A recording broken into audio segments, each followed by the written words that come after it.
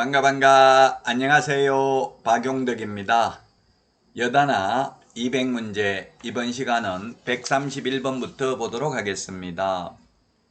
협회에 관한 설명으로 틀린 것입니다. 1번 국토부 장관은 협회의 임원이 공제규정을 위반하여 업무를 처리하여 공제사업을 건전하게 운영하지 못할 우려가 있는 경우 그 임원에 대한 징계 해임을 요구하거나 해당 위반 행위를 시정하도록 명할 수 있습니다. 그리고 2번 이런 개선 명령을 이행하지 아니한 자에게는 500만원 이하의 과태료라고 했는데 협회에 대한 제재는 오로지 협회는 500만원 이하의 과태료밖에 없습니다. 그리고 정보통신 서비스 제공자도 오로지 500만원 이하의 과태료밖에 없습니다. 그래서 협회, 거래정보사업자, 정보통신 서비스 제공자는 큰 법인이죠. 그래서 500만원 이하의 과태료고요. 개업공개사는 100만원 이하의 과태료인데 최근에는 개업공개사에 대해서도 2014년에 도입된 연수교육을 받지 않거나 확인 설명하지 않는 경우는 500만원 이하의 과태료로 신설됐습니다. 그리고 옛날에 만든 거는 전부 100만원 이하의 과태료입니다. 개업공개사에 대해서는 거래정보사업자는 물론 500만원 과태료 외에도 정보 거짓 공개하면 1년 이하의 징역이나 1000만원 이하의 벌금, 지정 취소할 수 있습니다. 그러나 협회나 정보통신 서비스 제공자는 오로지 500만원 이하의 과태료밖에 없습니다. 자, 그 다음에 3번 발기인은 300명 이상이어야 하고요. 창립총회 참석 인원은 전국적으로 600명 이상이죠. 서울특별시에서 100명 이상, 광역시 및 도에서 20명 이상 참석해야 됩니다. 4번 협회는 총회 의결 내용을 10일 이내에 국토부 장관에게 보고해야 된다. 10일이 아니라 지체 없이입니다. 지체 없이. 우리 암기 프린트 50번에 동그라미 1번에 있습니다. 그래서 4번이 틀린 정답이고요.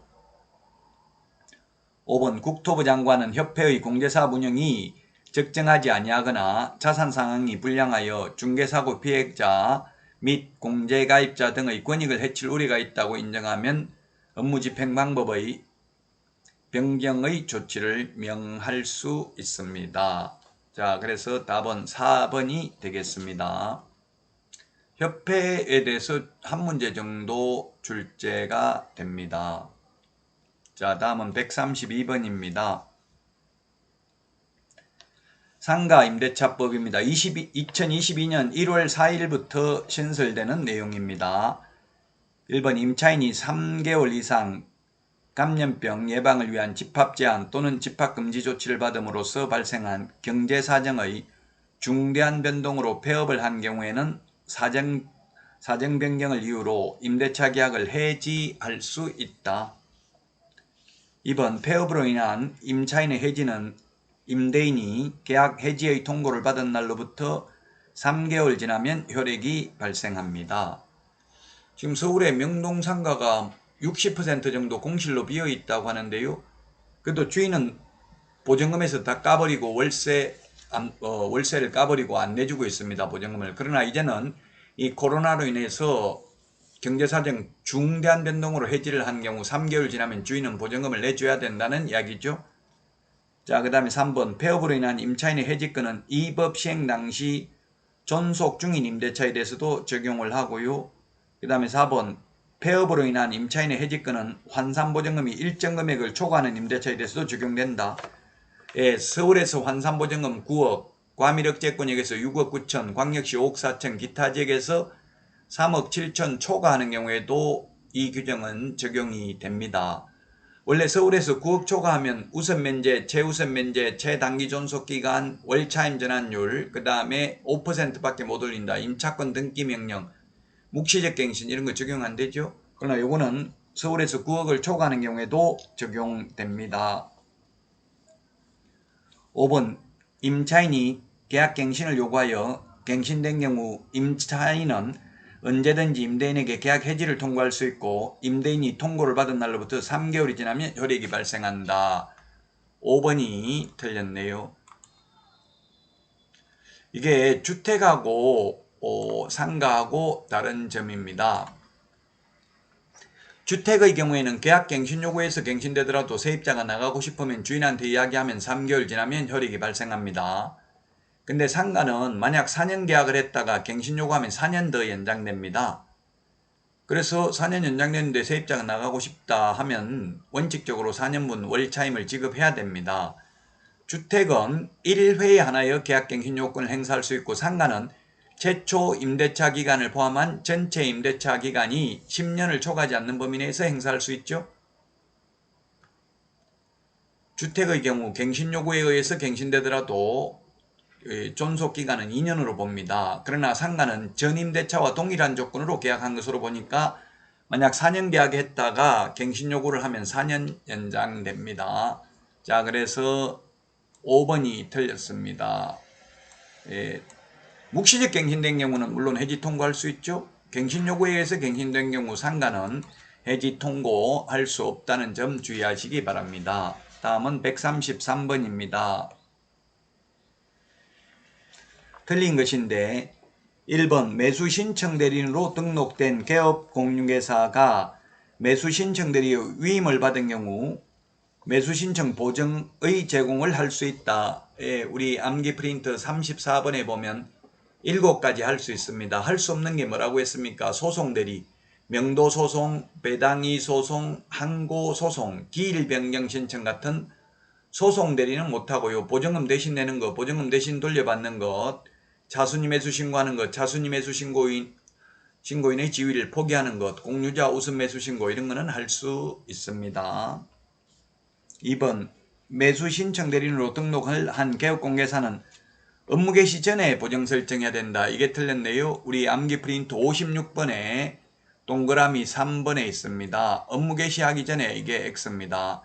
미리 보정 설정을 해서 매수 신청 대리인 등록 신청서 제출할 때 보정 설정 증명서류를 첨부해야 됩니다. 그러나 중개사무소 개설 등록할 때는 미리 못하죠. 무등록 중개업자는 가입이 안 되기 때문에 등록 후 업무 개시 전 또는 등록 후 등록증 교부 전이지만 매수 신청 대리인 등록하고 분사무소 설치 신고의 경우에는 미리 보정을 설정해야 된다는 점을 유의하시기 바랍니다. 2번이 정답이고요. 3번 개업공개사가 매수신청대리 위임을 받은 경우 경제적 가치 설명해야 된다. 이 경제적 가치는 감정가격 설명하면 됩니다. 감정평가사가 경매 넘어가는 건 다 평가죠. 그거 설명하면 되겠습니다. 4번 개업공개사는 위임계약 체결한 경우 확인 설명사항을 서면으로 작성하여 서명 날인한 후 위임인에게 교부하고 그 사본을 사건카드에 철하여 5년간 보존해야 된다. 매수 신청 대리 관련 서류 모두 5년이죠. 사건카드, 매수 신청 대리 대상물 확인 설명서, 매수 신청 대리 행정처분 대장 모두 5년 보존입니다. 그리고 공인중개사법에서는 거래계약서 5년 보존이고요. 확인 설명서와 전속 중개계약서는 3년 보존이 되겠습니다. 자, 그 다음에 5번 문제 보도록 하겠습니다. 중개업과 매수 신청 대리의 경우 보정 설정 금액은 똑같습니다. 법인은 2억 원 이상, 개인 1억 원 이상, 그 다음에 분사무소 1억 원 이상입니다. 물론 지역농협의 경우 중개업 하려면 1,000만 원 이상 가입해야 되지만 매수 신청 대리는 특수법인은 할 수 없습니다. 공인중개사인 개업공개사는 둘 다 1억 원 이상 똑같습니다. 자, 다음은 134번입니다. 반드시 등록을 취소해야 되는 경우입니다. 우리 암기 프린트는 16번에 있는데 이거는 사실 암기를 해야 될 내용이죠. 업무정지기간 중에 업무를 하거나 자격정지기간 중에 있는 소속공개사로 하여금 업무하게 한 경우 등록을 취소해야 되고요. 그 다음에 직접거래 3번에 이중계약서, 4번 금지행위, 5번 임시중개시설물 뜯다방 이건 임의적 취소입니다. 암기 프린트 16번에 있으니까 반드시 이거는 암기해야 됩니다. 시험에 2문제 정도 해마다 출제되고 있는 파트입니다. 자, 다음은 135번입니다. 자격정지 기준 옳은 것은 했는데 기출문제입니다. 자격정지는 6월의 범위 내에서 자격정지할 수 있는데 국토부령에 개별 기준이 있는데요. 개별 기준 기억에 보면 이중 소속은 6개월입니다. 그 다음에 확인 설명하지 않는 경우는 3개월입니다. 그래서 니은은 틀렸네요. 이거는 뭐 시험에 해마다 나오는 건 아니니까 이거 지금 틀렸으면 너무 심려치 마시고요. 집착하실 필요는 없습니다. 모르는 거 나오면 그냥 가볍게 넘어가야 됩니다. 100%다 중요한 문제만 시험에 나오지는 않거든요. 기출문제 지문입니다. 자, 그 다음에 디귿은 금지행위 6개월 맞네요. 보수 초과에서 받은 거 금지행위조 33조. 그 다음에 리얼에 거짓계약서 적으면 6개월입니다. 다운계약서 적으면 쌍방대리 금지행위니까 6개월입니다. 자, 그래서 옳은 것은 정답이 2번이 되겠습니다. 2번.